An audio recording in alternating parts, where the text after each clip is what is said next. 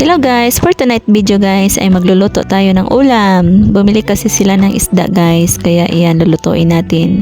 Nag-request kasi yung kapatid ko na ako magluluto.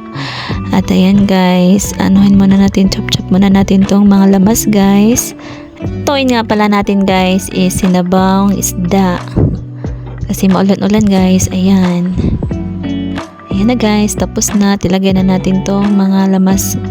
Kasi maganda kasi pag nakasabay kumulo yung mga lamas guys. At ayan kapatid ko guys, galing sa trabaho, umuwi na. Ayan guys, malapit na kumukulo. Kuha tayo ng sandok. Ayan. Ayan guys, kumukulo na siya. Lagay na natin yung mga isda guys. Ayan, para maluto na rin siya. Ayan guys, imikos-mikos muna natin. At pagkatapos niya yan guys, ilagay natin itong pichay. At ayan guys, luto na siya. So yan na yung ulam natin.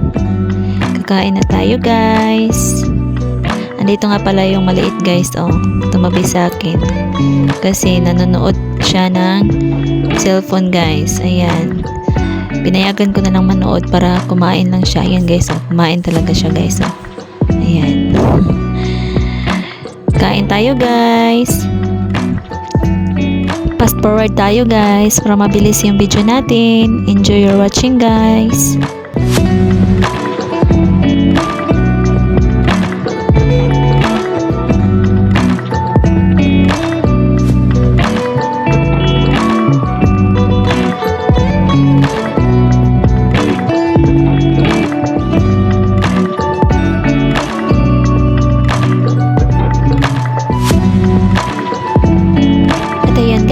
Tapos na tayong kumain.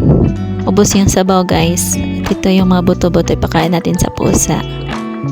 Ayan, inom tayo ng tubig guys. Pakita ko sa inyo yung pamangkin ko guys. Oh, very good kasi naubos niya yung pagkain niya guys. Ayan. Very good talaga si Pao Pao guys. Yan, hanggang dito na lang muna yung video guys. Thank you for watching. Bye.